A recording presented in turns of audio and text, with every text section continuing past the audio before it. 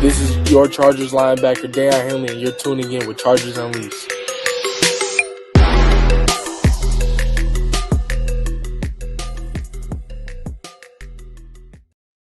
Welcome to another edition of Chargers Unleashed. Jake Hefner and Dan Wolkenstein here with you from the LA Football Network. If this is your first time tuning in the show, make sure to hit that like, subscribe button on YouTube. You can also follow us on Facebook, Twitter, Instagram, Spotify, and Apple Podcasts. Dan Wolkenstein, 10 days and counting from the 2026 NFL Draft. All eyes pointed to April 23rd. Dan, we are almost there, and we, for lack of a better word, are late on getting to some of these top 10 lists as it relates to positions. Today, we're kicking it off, late as it is, with the top 10 edge rushers that we were looking at for the Chargers. Lots to pick from as it relates to needs, traits, skill sets that are presented in this particular edge group. It is a very talented and deep edge group. Lots to go through as it relates to who the Chargers could be targeting to fill out that edge 3 spot for them. But Dan Wolkenstein, it's good to see you. How you feeling? You've had a rough couple of days. For those who don't know, being a parent is not for the faint at heart, put it that way. It's the most amazing thing, Jake, as you now know, but it has been, let's just call it 6 weeks. And full disclosure, peek behind the curtain here. This is the least amount of draft prep work I've ever done since being on this banner. And it pains me how much I'm not able to do. So this is a little bit of a different vibe this year, as I'm going to be relying on Mr. Jake Hefner for his top 10.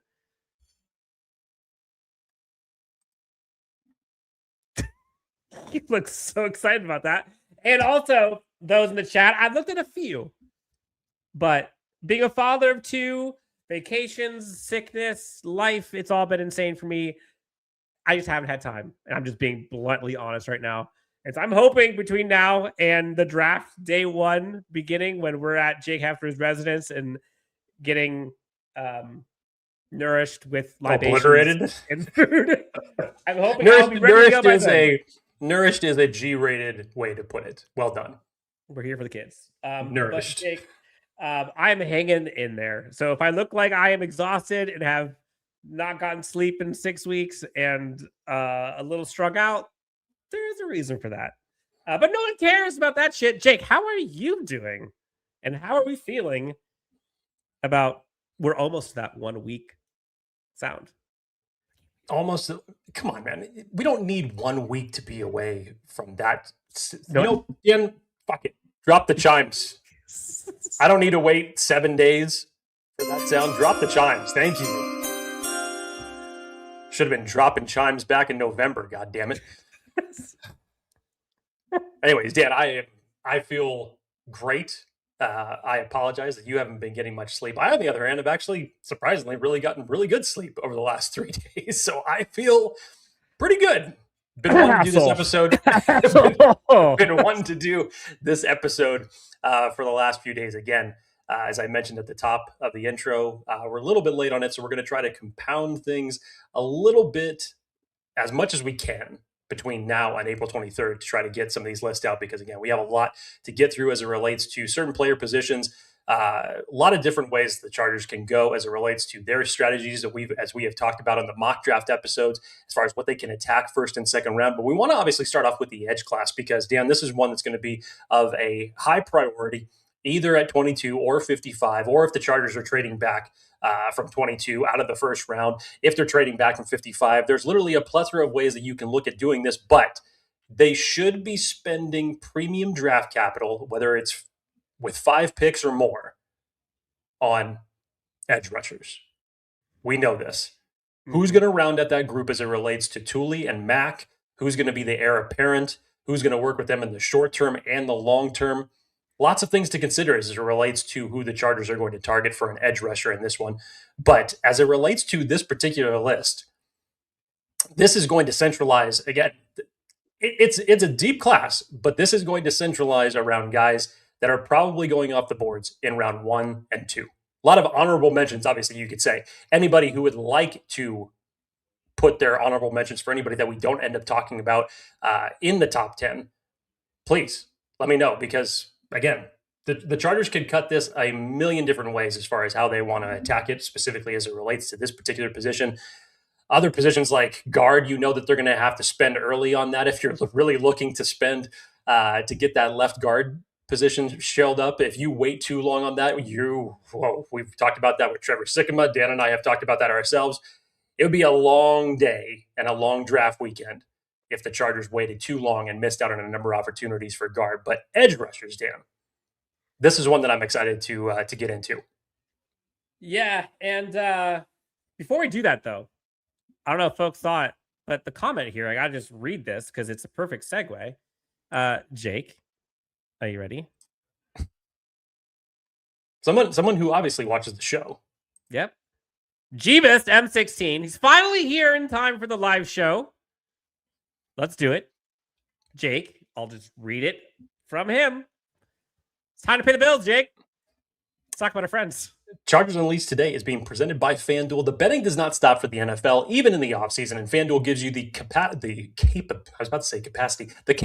to stay in the action for NFL futures. Right now, you can get the Los Angeles Chargers at plus 185 to win the AFC West and plus 1,500 to win the Super Bowl. So yeah, the value is sitting right there and waiting for everybody who is ready to jump on the Bolt wagon. Make sure to use the promo code ChargersLAFB for your chance to win at FanDuel and let them know that Chargers Unleashed sent you. Okay, so Jake, first question in here, because you know how this goes, folks. If you have any topics, thoughts as we go through this, we'll put them in. First question: what happens if we trade back but get picks for next year's draft? It is supposed to be much deeper and better draft. Would everyone lose it? Yes. Yeah, everyone would lose it. Yes. And then fast forward to next year, everybody was super happy. But it's not the worst long-term option. But yes. Peter then asked Jake, which one of you released the Bane info to get him to drop the Chargers as dirty? Probably won't work, but I'd love him on our team. It was me. I didn't know. I'm just playing. He's not getting out of the top 10. I don't feel that any of that info is really the kind that's either A, people didn't know about, or something that's going to tank his draft stock. He's just too good. He's just too good. This is not going to be like an Aaron Rodgers type of fall. I don't foresee it to be anything like the why am I forgetting his name? The offensive lineman who had the long dude. The gas mask. Yep. I don't know why I'm forgetting his name all of a sudden. Thank you. But yeah, he's not falling into the top 10. But it's nice to dream. It's nice. I think the people who need to know about that information have known about that information. Exactly. And I know the context, and obviously ultimately what ended up happening is, not good and makes your eyebrows go up a little bit, but where the time we are now to when that incident happened, I don't foresee a drop for Bane whatsoever. Yeah, I'm probably either. I'd be very surprised. All right, so Jake, let's get into this. Do you want to start with your honorable mentions? So how this will work, Jake, we'll do honorable mentions first, then maybe we'll go 6 through 10, and then 5 through 1.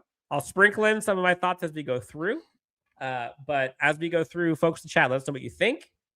And I'm going to learn a lot of this stuff alongside of you, fam. So, Jake, please do us some justice. Take care of us. Send this train on its tracks. Let's get this thing moving. Yeah, so for context, Arvell Reese is not going to be mentioned in this list because we're not considering him as an edge player. We are considering him as an off-ball linebacker, so he will not be mentioned for anybody that is wondering on that. For honorable mentions, I only kept it to 1, not to say that I am not open to any of the others, but I didn't want to overload the show. Like I said, it is a deep edge class, and there is a multitude of different ways that you can go with this. There's numerous players that the Chargers could be interested in filling out their edge needs. But for this particular top 10, I'm going to go with 1 honorable mention. Again, anybody else who I have in my head that I have not seen, I'm going to talk to you all about this, but there's a name that I have in my head, and I'm wondering if it's him. We'll see. My honorable mention just outside of the top 10 is Michigan's Derek Moore. Nope, that's not what I thought you were going to say.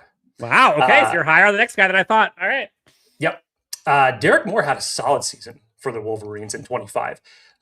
What you see from him when you watch him, great burst off the snap, converts speed to power arguably better than any other player in this edge group, utilizes his bull rush to outwork offensive linemen, 10 sacks along with a 17% pressure rate, Dan. Now, there are inconsistencies in his game against the run, but he can be a tone setter that you want to have on your defense. I really like his game. I really like what I saw from him as far as what he put out this season, obviously, alongside another very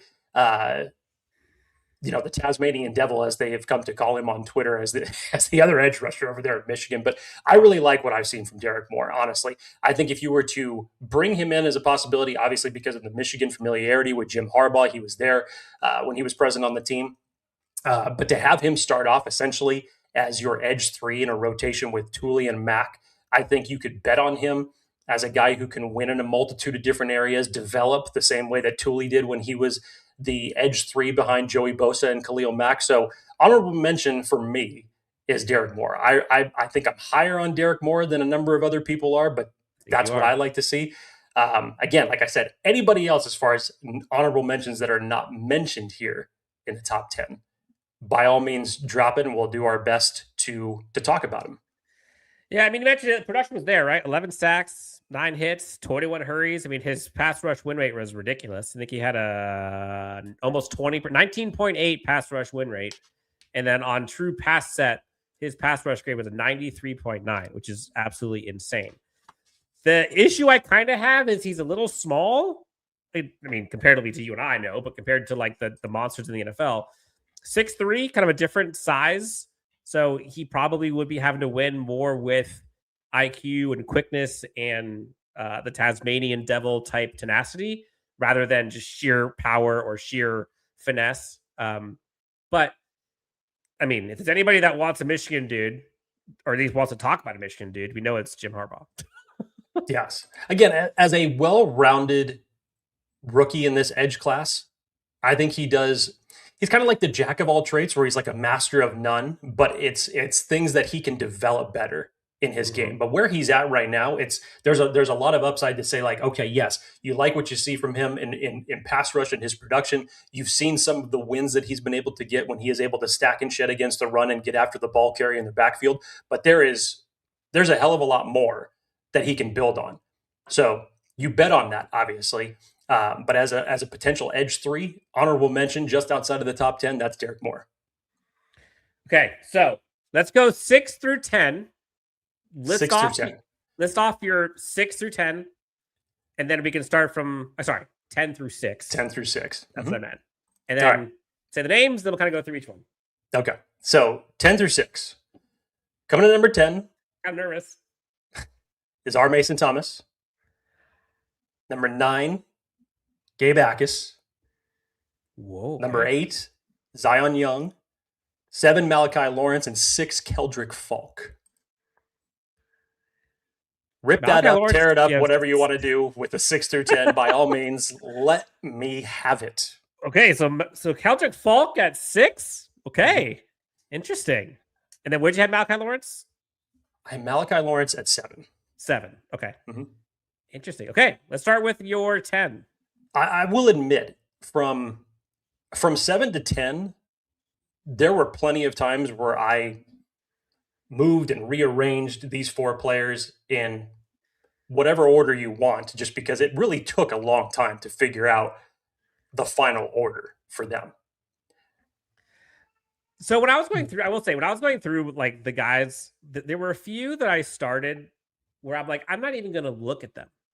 So like when I went through kind of the draft order, I was kind of going through like the big boards everywhere you go. Like I was not even looking at the Ruben Baines or the David Baileys. And honestly, like why. I also didn't really look at Keldrick Falk for different reasons. So like I will explain for everybody that is telling me, no, Jake, not Falk. I will explain my reasoning. Again, it wasn't easy to come to even that decision. But the more and more I thought about it, for the reasons that I have, I will explain when we get to 6. All right. So let's start. Go 10. Okay. So for R. Mason Thomas at 10, undersized for an edge player, but at times he used it so well to his advantage. Playing the low man wins for him. Specifically, if you look at those games against Tennessee and South Carolina, highly productive season from him. 15 sacks on the year, terrific first step, very active hands. overall, his technique is going to be the factor that makes up for his lack of length and his size, because too many times you see him just get overpowered and taken out of place, especially if we're talking about going up against bigger body tackles that are executing run plays. But in terms of what you can possibly utilize him for, to say any team to bring in as a situational pass rusher in his rookie year, he can give you that. He can give you that. He has the technical skills. He has the bend to do that. Like I said, the lack of size for him is not going to be an issue, because he was able to use that as a strength for what he was able to do in college. So, I mean, just production alone, and I'm kind of a champion for the undersized guys and the ones that go against the grain for the history, to say, oh, X player can't do it because their arms are not long enough or their size is not good enough. We've seen the outliers, and you wish you would always see more of those type of guys. So R. Mason Thomas kind of fits into that bill at number 10. Moving on to number 9, Dan, Gabe Jacas. Man, oh man. Angry, a lot of people love Gabe Jacas. Angry and violent. That is how Gabe Jacas plays. I am fully on the Gabe Jacas train for sure. Very athletic build, 6'4", 261. Plays very technical, not just relying on his power. And that's something that's very important, obviously. But quarterbacks were looking over their shoulders when he was coming off the line, because not only does he show great pursuit to the football, but when he hits the quarterback, that ball was coming out. Dan, he had 6 forced fumbles over the last 2 years. And now where he could obviously use some improvement, setting the edge as a run defender, you're going to hear that as kind of a recurring theme for certain edge rushers in this class. But for as strong as Jacas is and the power that he plays with, there are times when he sheds like it's second nature. And then there's other times where he's just getting taken out of the play. So it's little inconsistencies, is it things that can be correctable, especially if you're coming into a scheme for the Chargers that has Tooley and Mack.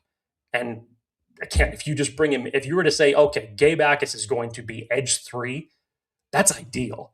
That's what you'd love to see. Tell me in situational pass situations that Gabe Jacas just says, okay, kid, go get the quarterback. He's terrific at doing it. Plays with his head on fire. I love what I've seen from Gabe Jacas, and honestly, between now and 10 days from now, if you ask me what this top 10 edge rusher list looked like, it could end up with Jacas a little bit higher. I was going to ask you, where do you think he goes? You think this is a round 2? I think it's a round 2, but would he fall to 55? That's the question. I'm not sure. I would love it if he ends up falling to 55. I think it'd take a couple things to happen in the Chargers' favor for that to ultimately happen. But I think that there has been so much buzz on him, not just in the Chargers Twitter sphere, but in a lot of different places. Does he make it to 55? I don't know. The challenge I have with him, there's so many things I love about him, but just knowing how much importance the team puts on like a two-way player at the edge position, I just don't know if I believe in him as a run defender. Like, I think as a pass rusher purely, I'm good with it, right? 12 sacks this year, 8 sacks last year, but like his run defense grades are not good. So if you're wanting him to be like a 3-down rusher, like I just don't know if that's him. And I don't know if they want to spend that premium of a position or premium of a pick for someone that's not going to be like a multi-tool player. And I'm glad that I like him. Because the things I love. Yeah. I'm glad that you said that, because that will come into conversation here in just a little bit. But again, if you're telling me, like, let's just say hypothetically, Chargers didn't have Khalil Mack, I could understand your worries for that. If you were to say, like, okay, Jacas coming in as a pass rusher, that's going to be a lethal duo with Tooley, but how's his run game going to shape up? At least from the standpoint, if you were to say he comes in as edge 3, he gets a little bit more time to develop that. Remember, the same argument was made about Tooley when he was coming out of college. And the Chargers were able to utilize him as edge 3 purely in pass rush situations. He was able to win multiple times for 2 years. And then you see what he was able to do this year, because that was one of the biggest question marks for him, as how was he going to take up the Joey Bosa mantle? And he did it in spades. He had a terrific year in that category. So again, it's not things that are unobtainable for Gabe Jacas. These are definitely things that he can eventually develop at. But I mean, goddamn, getting after the quarterback, he does it very well. I get.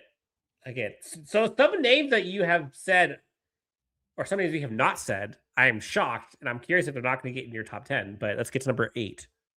Okay, so number 8, I had at for Zion Young, and this is another one that's kind of definitely moved between, let's call it December and now.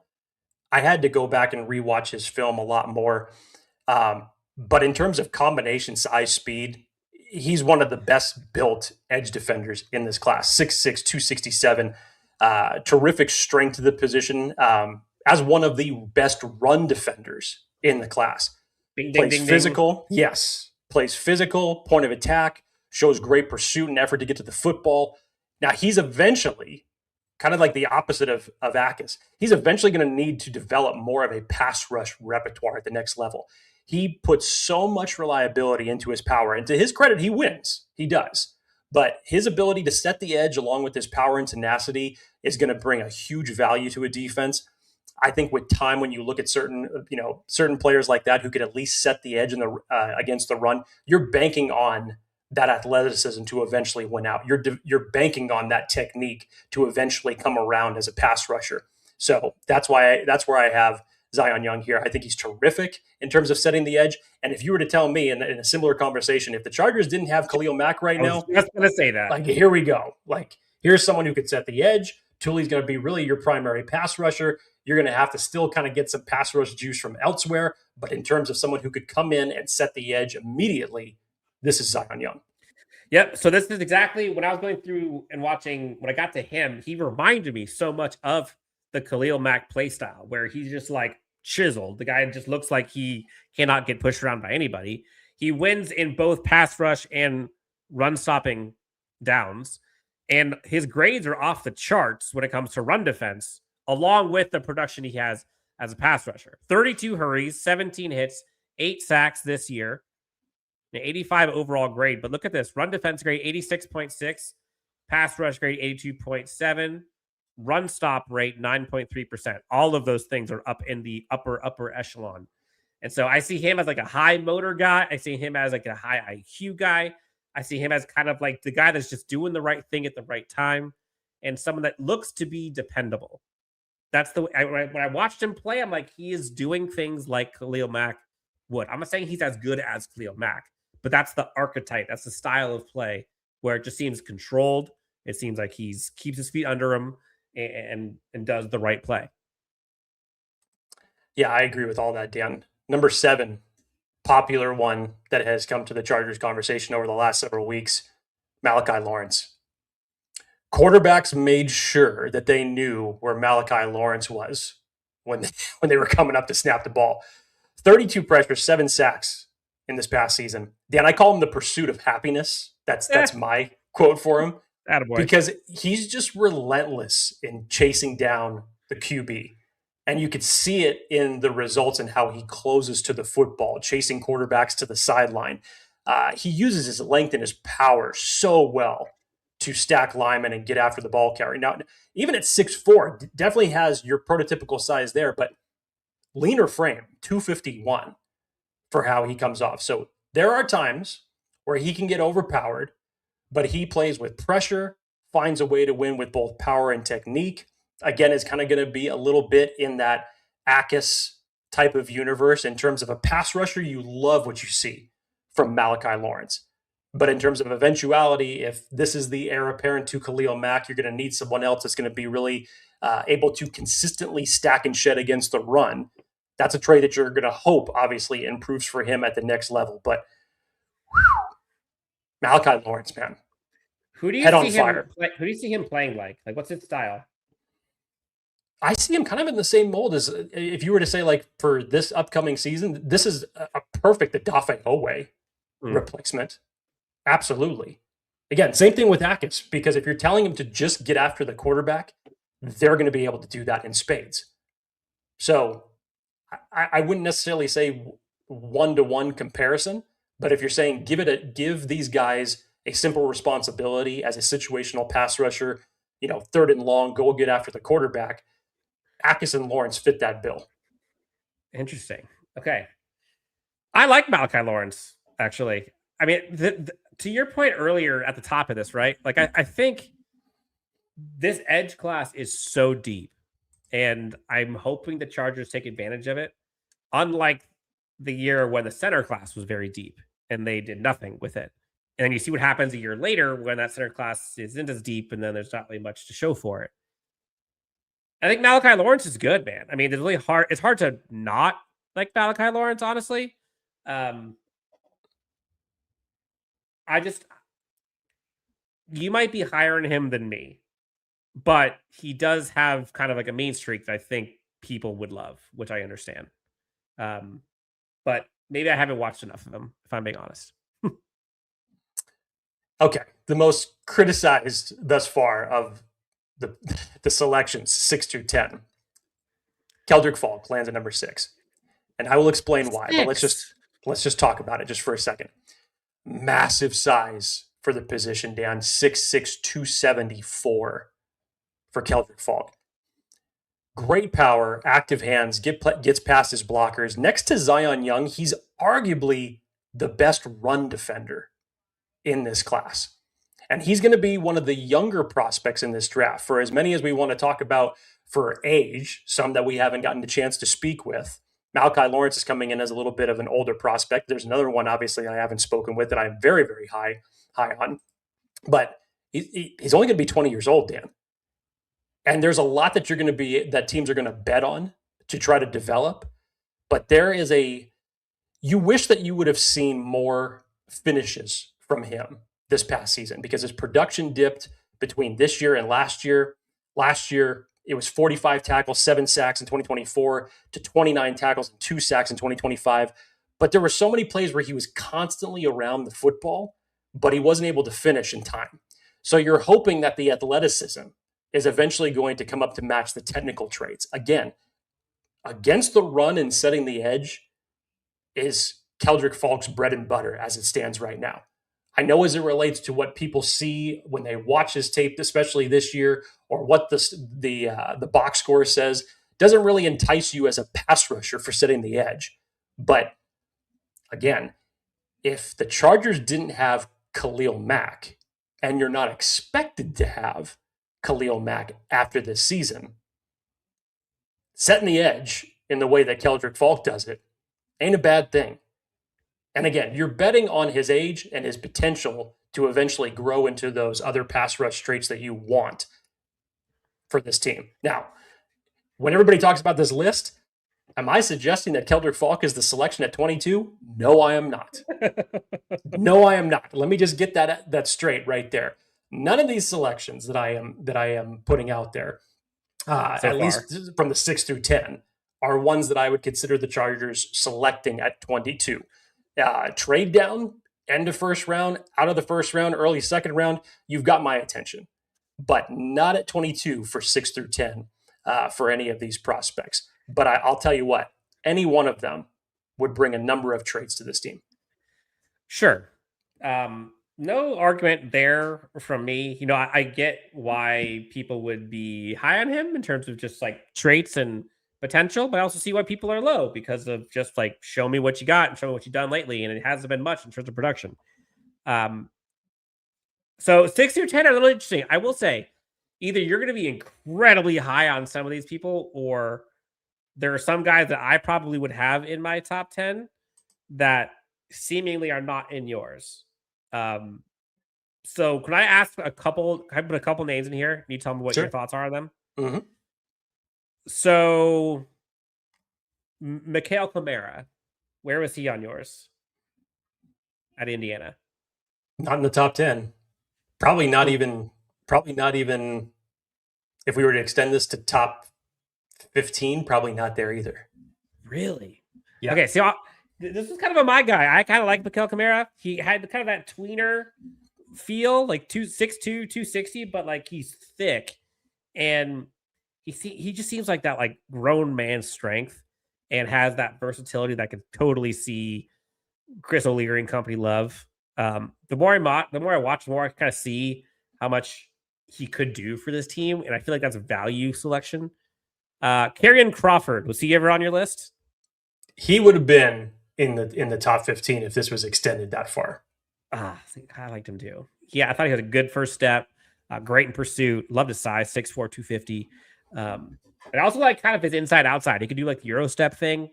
He was high on my list. But the one that I'm surprised that was not on yours was Romello Height. Mm-hmm. Is he on your list? Not at 1 through 5. Not 1 through 5, or so not 1 through 10. Nope. Dang. Is that just because of the run defense stuff?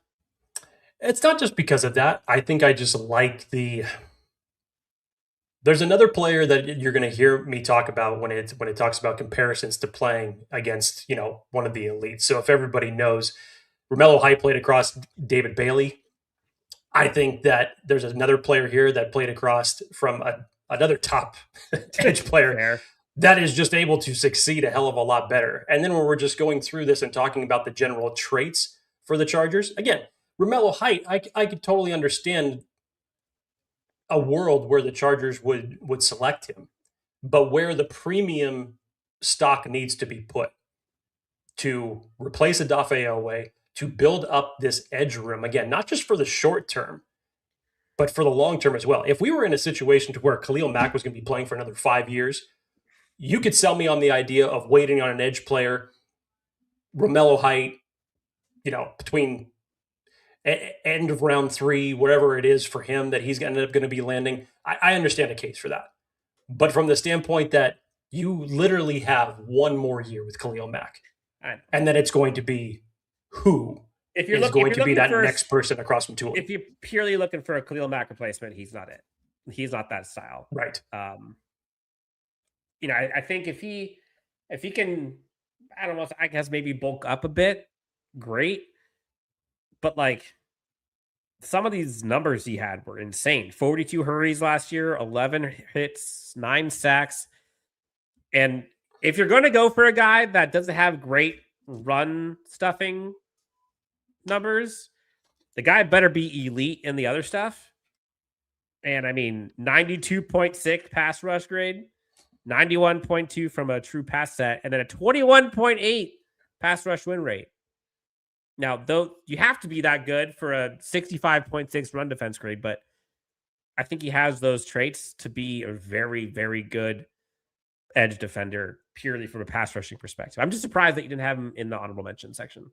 Yeah. A couple other random names that I have in here that I listed that seems like you're not going to be talking about.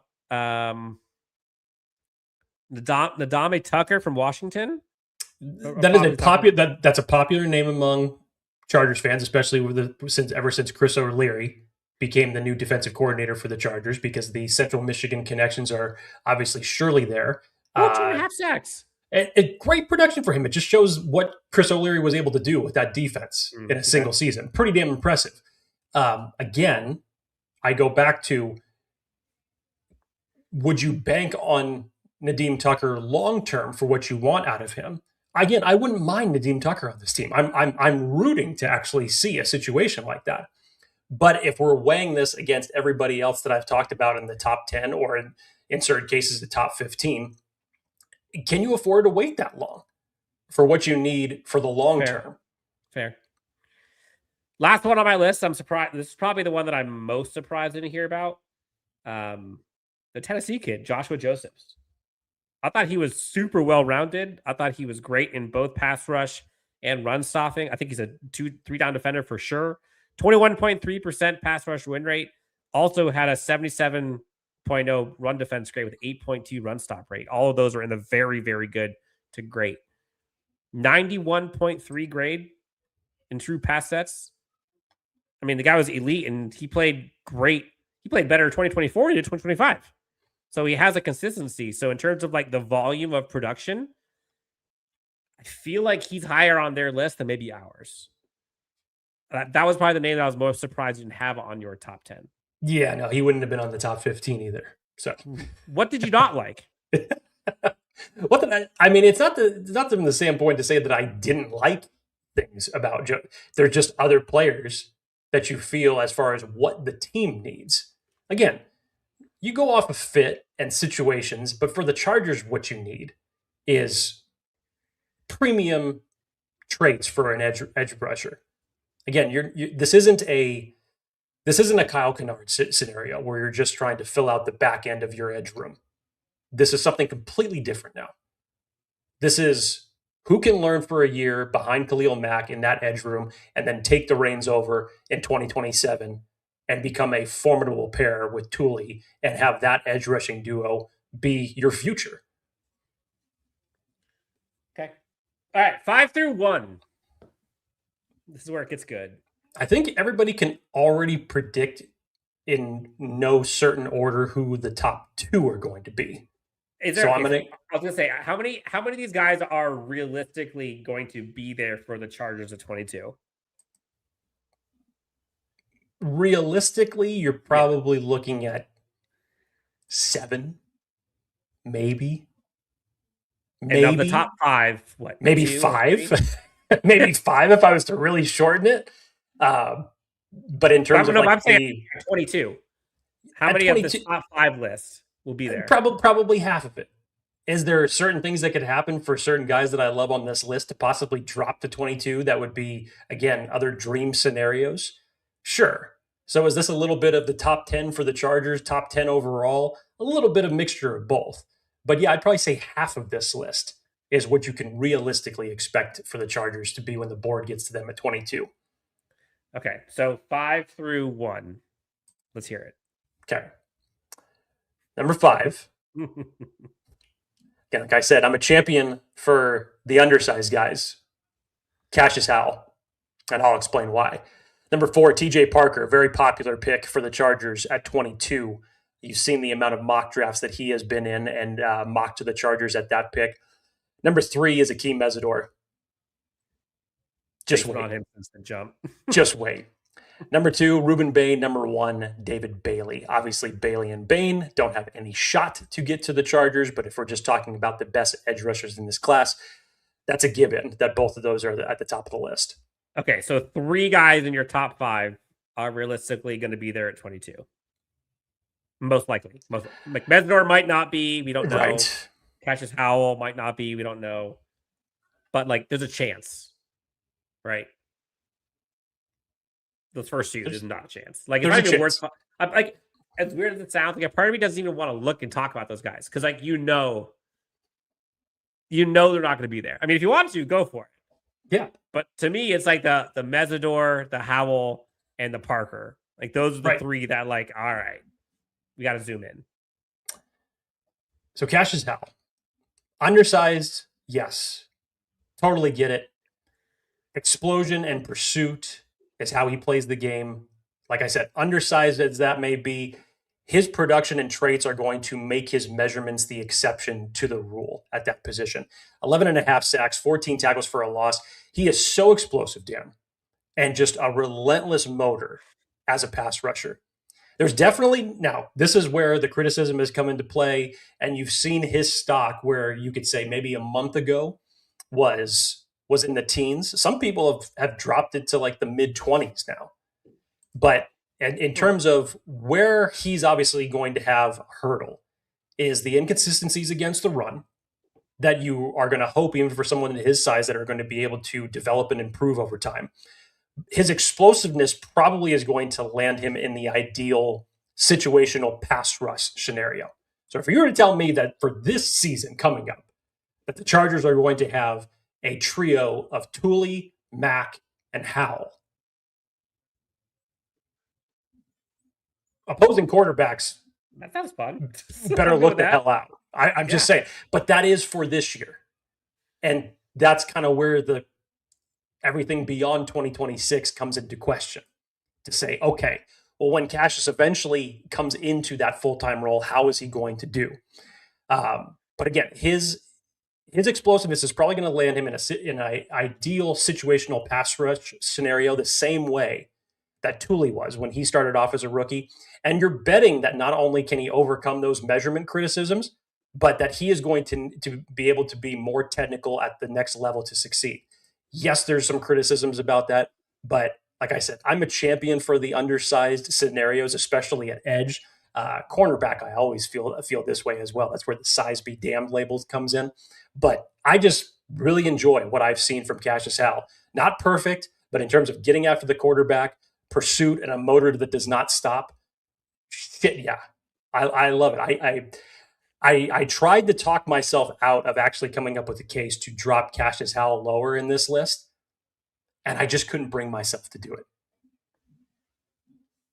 All right. All right. So we're to get to 4 and 3 here, which I guess your rank is where you would stack them in terms of who you'd want to select at 22. But all three of these guys, I think the Chargers would run the card in for. That's, two of them. Two of them. Yeah. But I could definitely see a world where Cassius Howell is absolutely passed on, 100%. And I'm not trying to weigh this because I'm not thinking like Joe Ortiz. This is just my own opinion, and of course everybody has their own opinions as it relates to their own positional rankings. It's just what I favor from Cassius, what I've seen from him on tape, what I really like about his game as a pass rusher. But again, it's all situational based. If you were to tell me that this is 2026 and beyond, I could tell you for 2026 that's amazing. But for 2027, you're probably looking to bring in some more edge strength to round that out with Cassius Howell. No question. So, yeah, I could definitely see a world where Ortiz does not pull the trigger on Cassius Howell. But as far as it being my list, of course, anybody else can plug their top 10 list into the chat if they feel so inclined to do that, because I would love to see that. We love talking shop here. But, yeah, that's just what I've personally seen from him. But the next two, Dan, you talk about running the card up for? Yeah. One could be a fall to 22. One could even be a trade back scenario at 22. Or he could be there at 22. Whatever it is, I think the Chargers players would be happy with either one of my selections at 3 and 4, respectively. All right, let's get to it. So number 4, one of the most popular picks for the Chargers in any type of mock draft, probably outside of Vega Ioane, Clemson's TJ Parker. One of the most, as I said, one of the most popular picks over the last several weeks. Good production overall. I know some people really want to, come down on him for 2025. And yes, was it compared to what it was 2 seasons ago? Was it a step back? Sure. Did it come under expectations for him? Maybe. But was a standout during Senior Bowl week. He has the ideal build that you want at the edge position. Very active hands, has a plethora of pass rush moves, plays angry, which you love to see. Terrific power, uses the length very well. I mean, you just go back to single stiff arm, pushing offensive linemen back. I mean, he's got the power to win in a multitude of different ways. Now, is he as athletic? There we go. Thank you, Dan. Or bendy as other edge rushers in this class? No, he's not. But overall, he's got 3 down starter abilities where he's going to be able to pay dividends for a team 2026 and beyond. I really like what I've seen from TJ Parker. I understand what everybody else likes from TJ Parker. I don't think that anyone would be upset if he ends up being the selection at 22. Or if you're in a better world, if you're able to trade back a few spots and still land TJ Parker, I think that's the ultimate win. But if the Chargers are looking to pursue edge, especially if guard is off the board at 22, this is a good place to start. So I might have a hot take with TJ Parker, and I'm going to get blown up for it. So that's fine. But first, TD4637, $5 donation. Thank you. Appreciate it. You guys are crazy. Yes. Crazy good, exclamation point. Shocked. Anyway, Debatable. Always glad to see you together. Tomato, right? Appreciate you. My problem with TJ Parker.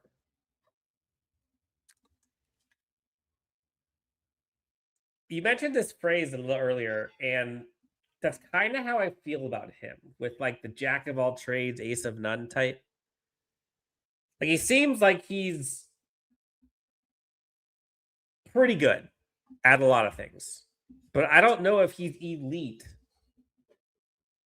at any for being the pick at 22.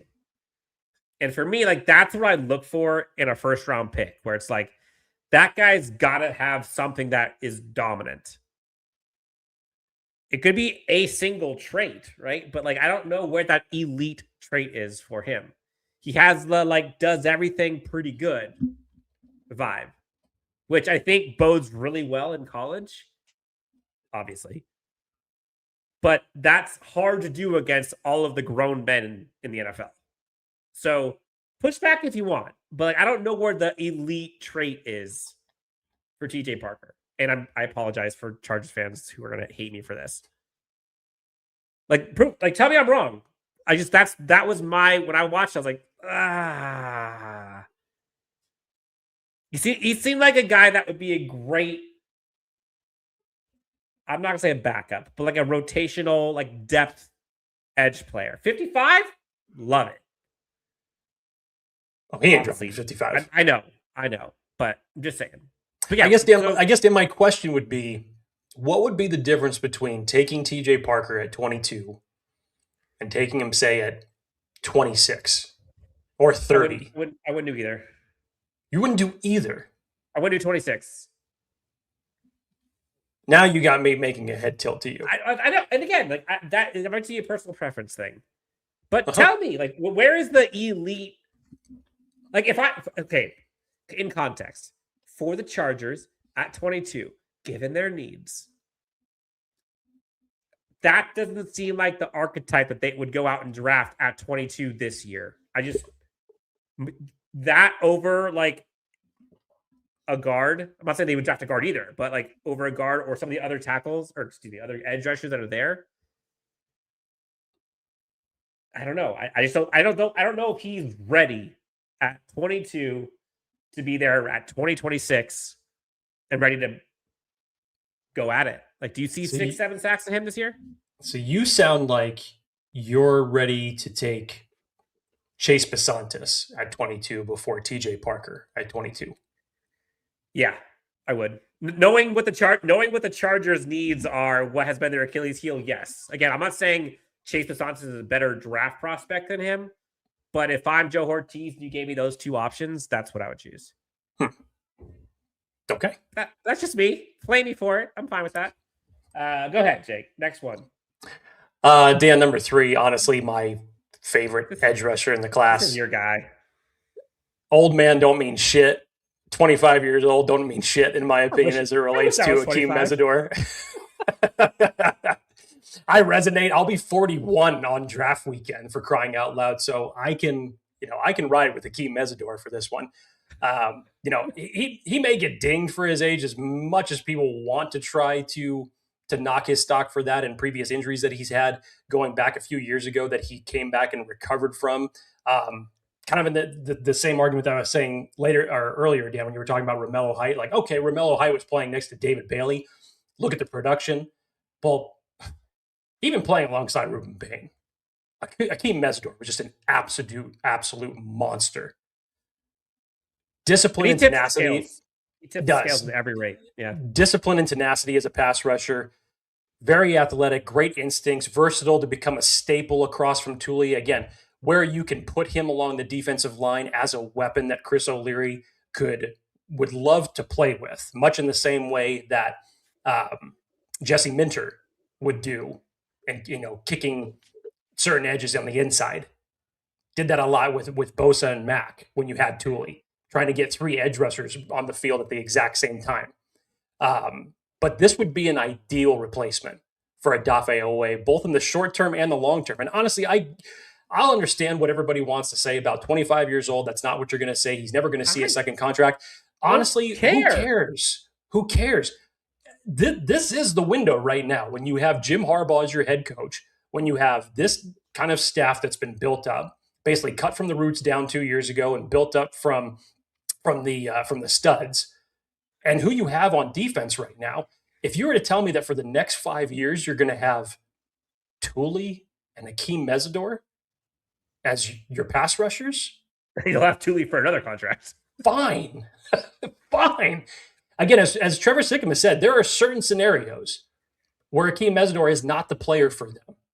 But as it relates to the Chargers for what they need, both in the short term and 4 or 5 years from now, Akeem Mesidor is definitely, can be 100% that guy.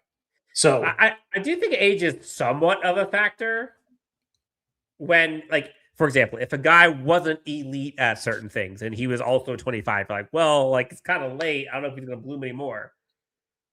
But if you look at like the window, and I think in context for this Chargers team, like, I don't think anyone in that building is worried about what a draft player is going to look like in 5 years. Like, that is not what they're worried about. They might not even have a job in 5 years if they don't get this thing on track this year. So, like, to me, this is like a 3-year window, and this guy can help you win right now. Doesn't matter. And to me, like, yeah, he's a run the card in guy for me. No question about it. You look at his kind of two-way play as well, both against run and the pass. Like, he is elite and has elite grades in all of them. And yes, you could say, to Trevor's point, yeah, he's playing against 23, 24-year-olds, maybe 22. But, like, he's looks like a grown man going up against those. That's what it should look like. So I'm with you, dude. I'm a happy camper if he's the name of 22. Mesidor, you would need some luck to fall to 22. Much in the same way for Vega, which obviously we don't expect Ioane to end up being there at 22, just given the teams ahead of them. But for some reason, you stick a pick at 22 and Mesidor is on the board, and that's your guy, and that's the one that the Chargers want to turn that card in for. Not only does it shore up your edge position immediately, again, trio of Thule, Mack, and Mesidor for one season. That's pretty damn good. But, I mean, that's value, honestly, as well, in my opinion, given the skill set that he brings to the table. Yeah, Daniel Bridges. Wow, a few minutes behind, but Dan doesn't like T.J. Parker. You didn't watch enough film this year. Dan's a hater. Correct. I did not watch enough film this year. So I didn't get a chance to be like, maybe I should go back and get a second look. Like, again, life has been nuts, and I own it. Absolutely own it. But yeah, like the first glimpse, I was just like, I don't know if I'm a hater. Again, if I'm drafting an edge player at 22, or most players at 22, someone show me the elite trait. That's all I'm asking. At least I now know which player to watch out for you on draft day. Crash out? That you might have a crash out moment. Again, you shouldn't have a crash out moment. I know. As of right now, yes, but I reserve the right to go back and say Dan on April 13th was an effing idiot here the next 9 days. But if I don't reserve the right. Man, this honestly, like, it sucks that I didn't get a chance to watch as much of this as I wanted to. Like, but I'm gonna stop bitching. Okay, 2-1. Number 2, Ruben Bain. All the dinosaurs feared the T-Rex. When you tell him that arm length doesn't matter, Bain is going to be the one to tell you why. He's proven it this past year against NFL quality tackles coming from college, recording 9.5 sacks, 5 of those coming when it mattered most in the college playoffs. Versatile, power, demeanor, technique. It's just a quartet of traits that defensive coordinators would kill for. Even in a player, coming in that has his below average arm length. Say what you will about the off-field stuff that just surfaced. It's not going to matter for Bain. Again, going back to what we said at the top of the show, I think enough teams already knew about that scenario. I don't foresee him falling out of the top 10 whatsoever. This is one of those type of players where you go against the grain, and as a scout in terms of measurables for what you normally see from a prototypical player at that position, you trust what you've seen on tape, and going against what your gut tells you to do, just do it. It's not going to make you disappointed. Obviously, Bain and Bailey, who I'll talk about in just a second, has no chance of making to the Chargers. But as it relates to this entirety of the scope that's been made about Ruben Bain's arm length and the people that want to try to make a big deal about it, he is going to be that outlier that really just succeeds. And whether it's by his power, his technique, his attitude, I mean, he's going to elevate a defense one way or the other. He's going to be one of those force multipliers for sure. Yeah, I wouldn't be surprised at all. And there are some things that just don't matter, honestly. Like, to an extent, maybe a little bit, but like, remember when people were talking about Rashawn Slater's arm length? It's great for the Chargers. Yeah, I'll take it. I don't believe the person who actually made that statement about Rashawn Slater is even in the NFL anymore. Who was it? I don't even remember. I thought if I remember correctly, it was the Carolina Panthers head coach. And I could be wrong, but I thought that's who it was that made that statement. Well, joke's on him. and real quick, the Ruben Bain stuff. The numbers on this guy are absolutely winning. Just like literally tips the scale in every grade in 2025. Pass rush grade 92.4. Run defense grade 86.2. Pass rush win rate 23.5. Are you shitting me? And just a casual 92.4 true pass set win rate. So I don't know, dude. Like people can hate all they want. I'm not hating on him. No way. Finally, didn't wrap it up. David Bailey at number 1. Again, you want to talk about the lack thereof of arm length for Ruben Bain? Well, David Bailey does not have any problem in the measurable department, that's for sure. Insane combination of size and speed. 6'4", 251. He doesn't go, like how they say in car commercials where it's like, 0 to 60 in, 0.2 seconds or whatnot. He doesn't go 0 to 60. He just goes to 60. His burst and his acceleration are just absolutely lethal. He has some really nice polish to his pass rush repertoire, so he finds multiple ways to win. And remember, this is the biggest thing, Dan. One season as a full-time starter for him, man, did he pay that off. 52 tackles, 19 and a half of those were for a loss and 14 sacks. Bailey basically owned real estate all season long in opponents' backfield. He lived back there this year. So, again, people can decide between 1 and 2. I know that that's a huge argument that so many people have had. Is it Bailey? Is it Bain as the best edge rusher? Who should go off at the top of the board? This is just how I would see it, but you can't go wrong with either one of those guys, honestly. Okay, so question for you. Take those two out. Take Bailey out, take Bain out. Yeah. And take the best guard out, the Penn State kid. Okay. How many of these edge rushers would you take before guard 2? Well, let's see. Chase Besantis being my guard 2. Okay. And this is where the conundrum comes into play, doesn't it? Because this is what Trevor was talking about. Can you afford the triangle to, whether it's a trade down or sticking and picking at 22, can you afford to go edge and possibly miss out on Besantis, Pregnon, Rutledge, however you want to slice it? And we'll have our guard episode that we'll obviously delve into, because much in the same makeup of this, Chargers have to spend a premium pick at that particular position. So trust me when I say, for a spoiler alert, there will not be a top 10 guard list. It's going to be a top 8, because there shouldn't be anybody else beyond that they should even consider selecting after that.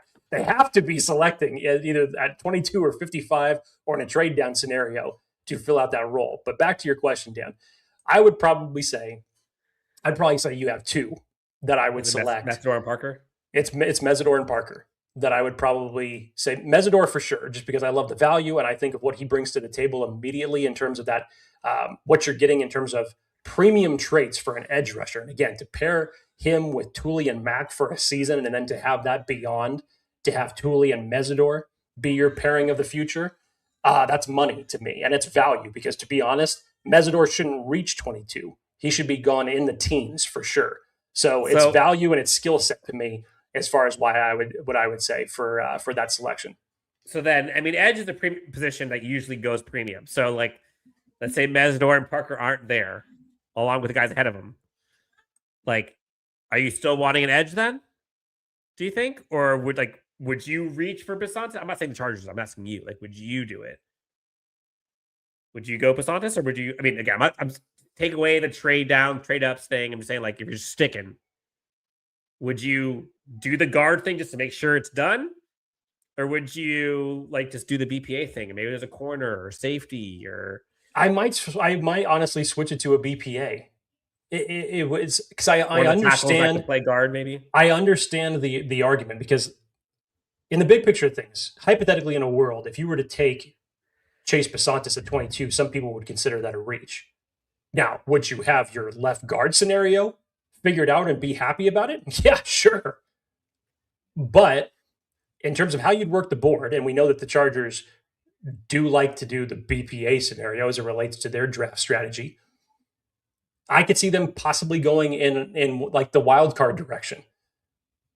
And not receiver wild card. Tell me who's on the board if Parker's not there, if Mesidor is not there, if obviously Ioane is not going to be there. Who's it going to be? And if you're restricting me like this to say there is no trade down scenario, which would obviously be the next move that you would do in that case. If you force the Chargers to stick and pick in that case, I don't know.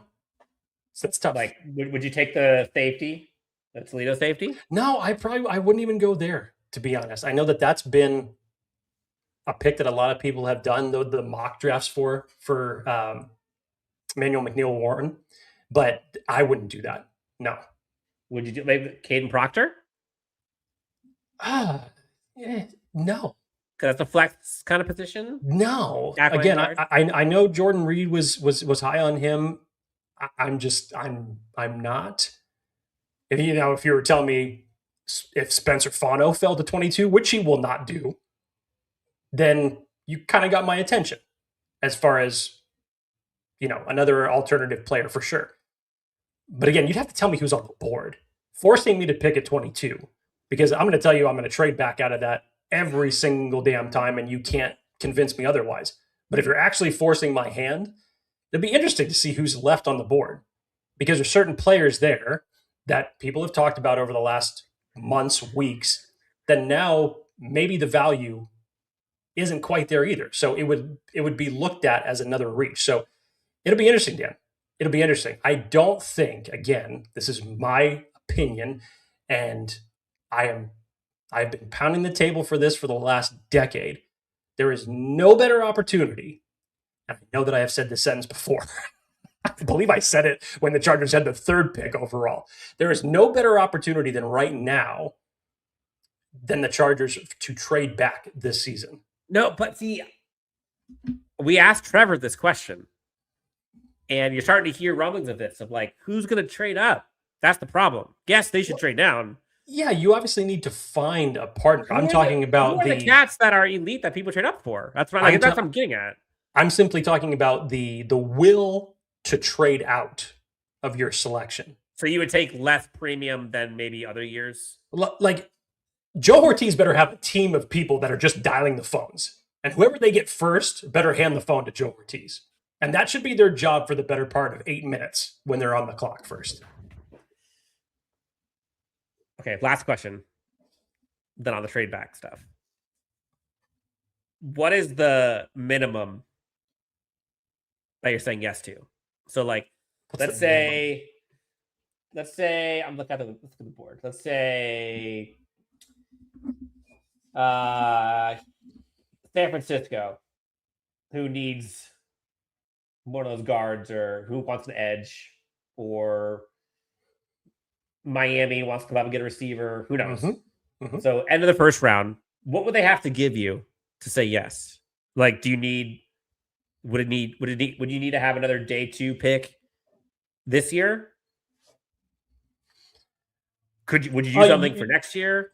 I mean, depending on how far you're going back, I would be actually okay if you ended up, picking up an additional, let's say 4th. I know a lot of people want an additional day 2 pick, but just depending on how far it is, you may not get that. But if you're telling me that you get any other additional selection to supplant what you traded away for Odafe Oweh and giving up a 5th round pick this year, like, I'll take an additional 4th round pick.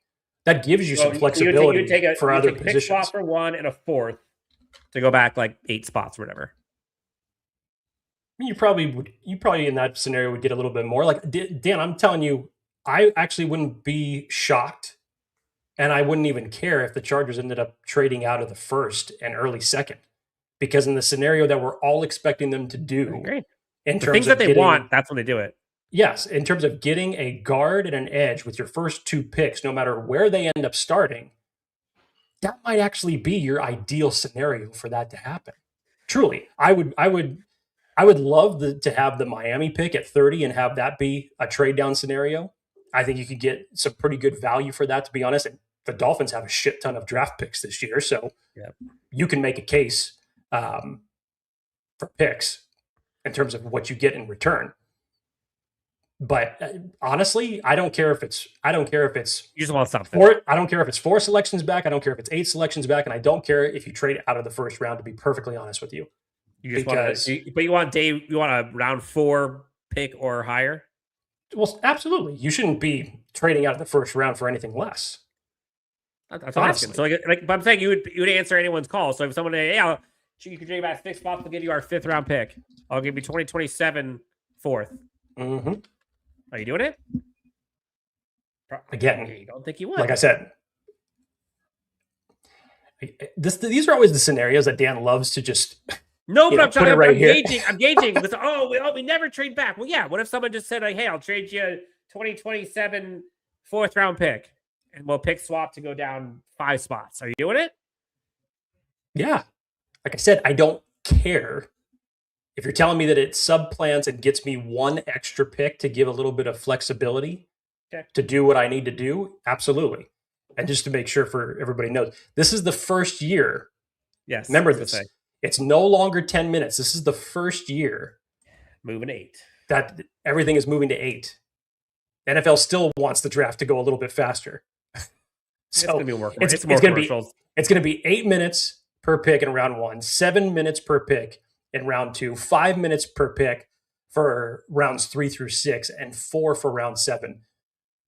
The 7 minutes and the 5 minutes are terrifying me for the reasons that only Dan knows.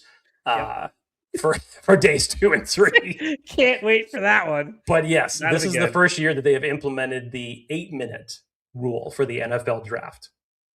Jake, but we missed out on earlier in this episode when I talked about the 1 week is we're so close. It's been 1 week. I wait for that every year. Got your head to the sides and I'm angry. Thank you. 1 week until you jumped the gun.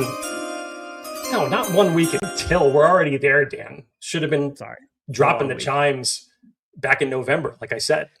But I get your point. I know you're excited. I'm excited. Everyone is excited. The NFL draft 10 days away. We got a lot to talk about between now and then, Dan. Honestly, a lot to get through as it relates to these players, conversations, and of course, having conversations with all of you as it relates to what the Chargers are going to do come draft weekend.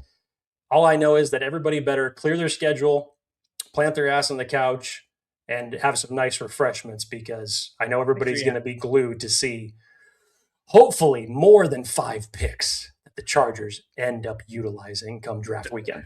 Don't forget the carbs with the libations. Put it that way. Yeah. Don't forget those. Costco pizza does wonders. I'll tell you that much. Sure does. Oh, man. For Jake, appreciate you, buddy. Thank you. You got the top 10 list from Jake. Throw it in the trash. Put it up on a wall. Burn it. Burn it all. For Jake, I'm Dan and Chargers Unleashed. Thank you guys so much. We'll talk to you on the next Chargers Unleashed.